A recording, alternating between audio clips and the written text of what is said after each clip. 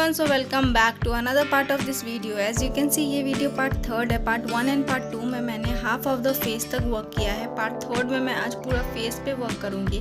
तो before starting anything let me discuss some material first. तो सबसे पहले मैं यहाँ पे 3 चारकोल पेंसिल का यूज़ करूँगी and that is soft, medium and hard charcoal pencil. For blending मैंने यहाँ पे ब्रश का यूज़ किया है और ब्लेंडिंग स्टेम का यूज़ किया है। For the highlight mono zero eraser और वाइट जेल पेन का मैं यूज़ करूँगी। फॉर दी बेस लेयर मैंने यहाँ पे चारकोल पाउडर का यूज़ किया है, जैसा अभी आप स्क्रीन पे देख रहे हो। तो मैं इन सब मटेरियल का यूज़ करके इस पूरे पोर्ट्रेट को शेड करूँगी। सो फॉर दैट आप ये पूरी वीडियो एंड तक ज़रूर वॉच करिएगा ताकि आप कोई भी डिटेल मिस ना कर सको।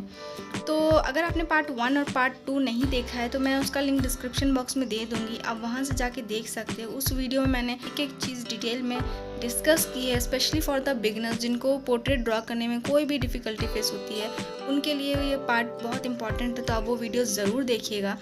तो जैसा अभी आप स्क्रीन पर देख रहे हो, मैं बेस लेयर दे रही हूँ चारकोल पाउडर का यूज़ करके। आप चाहो तो पेंसिल का भी यूज़ करके दे सकते हो।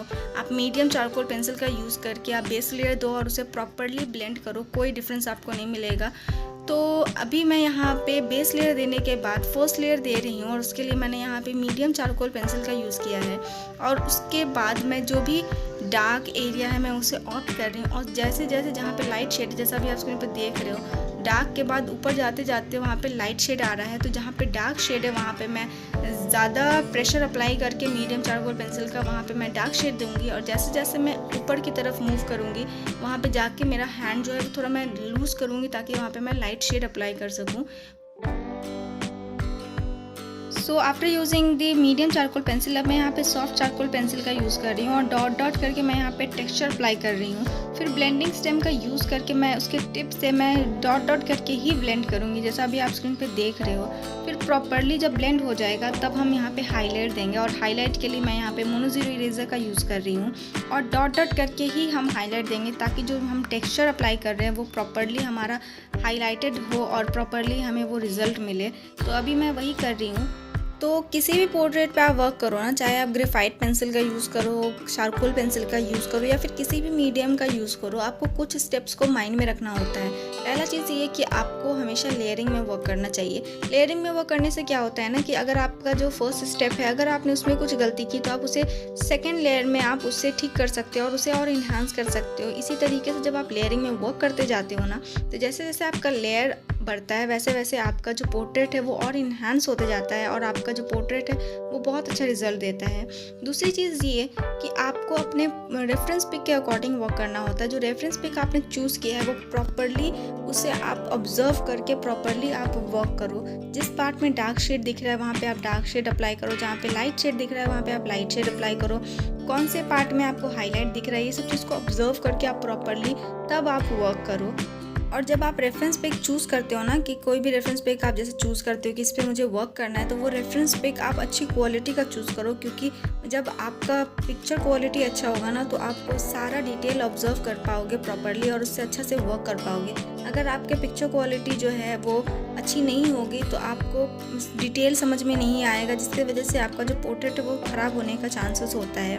तो इन चीज़ों को आपको माइंड में रखना है। इसके अलावा जब आप चारकोल पेंसिल से वर्क करते हो ना तो आपको एक चीज़ माइंड में रखना है कि जब आप चारकोल से वर्क करते हो ना तो थोड़ा पाउडर वो लूज़ करता है। आपको बस ये माइंड में रखना है कि वो पाउडर जो है वो आपके वर्क जिस एरिया में आपने वर्क किया है उसमें जाके स्मज ना हो जाए, नहीं तो उसके वजह से वो एरिया डल हो जाएगा, आपको उस पर फिर से वर्क करना पड़ेगा। तो आपको इस चीज़ को माइंड में रख के आपको वर्क करना है। या तो आप उस पाउडर को किसी खाली एरिया में ब्लेंड कर दो या फिर उसे आप रिमूव कर दो। तो इन सब चीज़ों को माइंड में रख के आपको वर्क करना होता है। कुछ ज़्यादा डिफ़िकल्ट प्रोसेस नहीं है। आपको लेयर में वर्क करना है, सबसे पहले बेस लेयर देना है, उसके बाद फर्स्ट लेयर, सेकेंड लेयर, आप लेयरिंग में वर्क करो। तो जैसा भी आप स्क्रीन पे देख रहे हो, मैंने बेस लेयर दिया चारकोल पाउडर का यूज़ करके, उसके बाद मैंने मीडियम चारकोल पेंसिल का यूज़ करके जो भी डिटेल है, जो भी डार्क एरिया है, लाइट एरिया है, हार्ड चारकोल पेंसिल का यूज़ करके मैंने उसे ऑप्ट किया। अब मैं यहाँ पे नोज़ पे वर्क कर रही हूँ और मोनो ज़ीरो इरेजर का यूज़ करके, जैसा मैंने आपसे कहा था, हमें टेक्सचर जो है ना वो हम डॉट डॉट करके अप्लाई करेंगे। तो पहले मैंने मोनो ज़ीरो इरेजर का यूज़ करके मैंने डॉट डॉट करके मैंने टेक्सचर ऑप्ट कर लिया है। अब मैं यहाँ पे मीडियम चारकोल पेंसिल का यूज़ करके सेम चीज़ मैं कर रही हूँ। मैं डॉट डॉट करके नोज़ पे जो है वो मैं टेक्सचर दे रही हूँ, फिर उसके बाद उसे अच्छा से ब्लेंड करूँगी।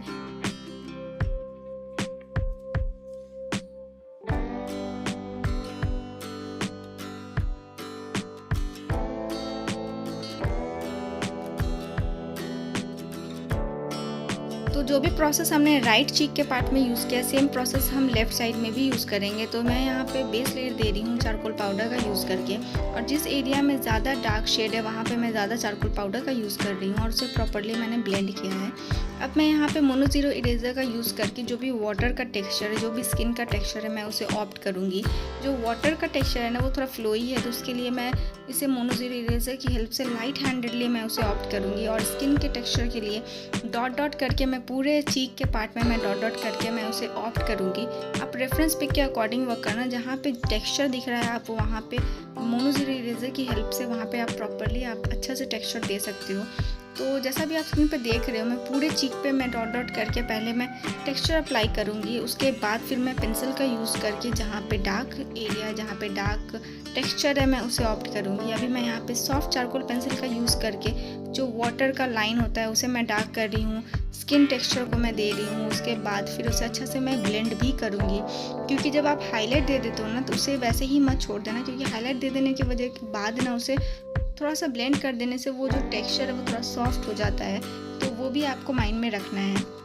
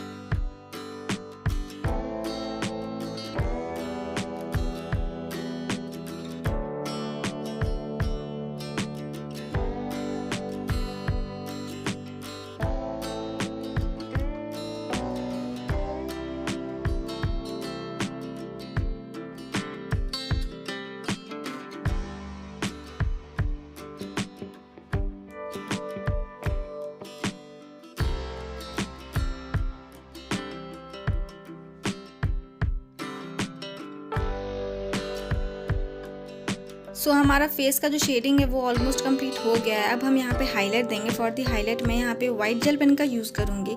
जब आपको सॉफ्ट हाईलाइट ऑप्ट करना हो तो आप मोनो ज़ीरो इरेज़र का यूज़ करो। जहाँ पे आपको ज़्यादा वाइट एरिया ऑप्ट करना हो वहाँ पे आप वाइट जेल पेन का यूज़ करो। जैसे कि इस पोर्ट्रेट में जो भी वाटर फेस पे फ्लो हो रहा है उन एरियाज़ को ऑप्ट करने के लिए मैं यहाँ पे वाइट जेल पेन का यूज़ करूँगी।